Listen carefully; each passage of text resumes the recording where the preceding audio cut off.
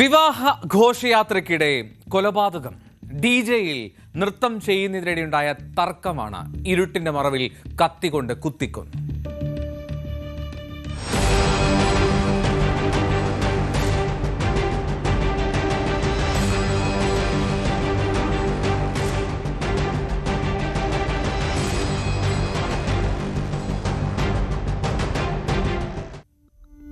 മധ്യപ്രദേശിലെ ജബൽപൂരിലാണ് ഈ സംഭവം.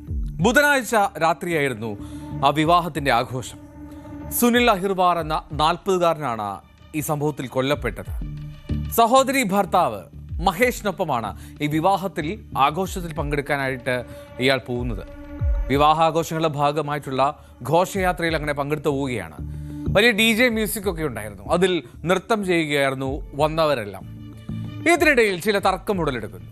ഒരു സംഘം ആളുകൾ ചേർന്ന് ഈ സുനിലിനെ ആക്രമിക്കുകയാണെന്നാണ് പോലീസ് പറയുന്നത്.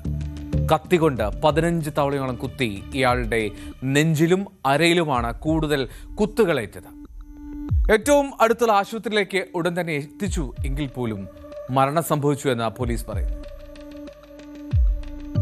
ग्राम माता में एक चौधरी समाज का बारात आया हुआ था. उसमें बारात में डीजे में लोग नाच रहे थे. वहीं उसी पास के ही हिरौतिया गौर गांव का एक सुनील अहिरवार नाम का व्यक्ति वो भी पीछे चल रहा था. अचानक अंधेरे में वहीं कुछ बारातियों ने उसके ऊपर चाकुओं से उसके कमर और छाती में वार कर दी.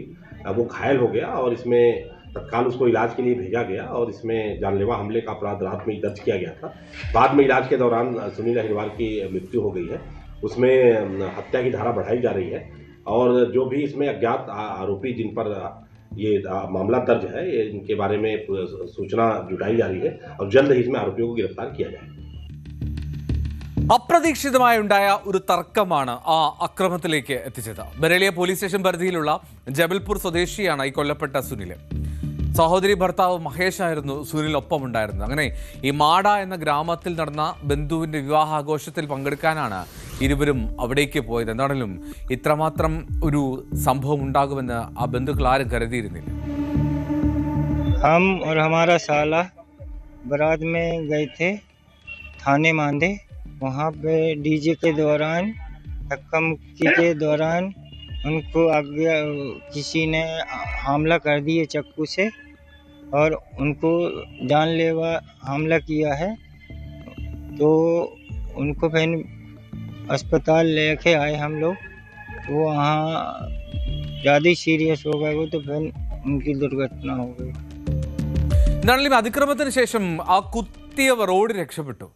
ആദ്യം പഠാൻ ആശുപത്രിയിലും പിന്നീട് ജബൽപൂരിലെ മെഡിക്കൽ കോളേജിലും ചികിത്സയൊക്കെ നൽകിയെങ്കിൽ പോലും ജീവൻ രക്ഷിക്കാൻ സാധിച്ചില്ല. പ്രതികളെ തിരിച്ചറിയാനും കഴിഞ്ഞിട്ടില്ല എന്നാണ് പോലീസ് പറയുന്നത്. വിവാഹാഘോഷങ്ങളിൽ പങ്കെടുത്തവരെ എല്ലാവരെയും ചോദ്യം ചെയ്യുന്നുണ്ട്, അവരുടെ മൊഴിയെടുക്കുന്നുണ്ട്. ഇത് ഉടൻ തന്നെ പ്രതികളിലേക്ക് എത്തിക്കാൻ കാര്യങ്ങൾ എളുപ്പമാക്കുമെന്നുള്ള പ്രതീക്ഷയിലാണ് പോലീസ്.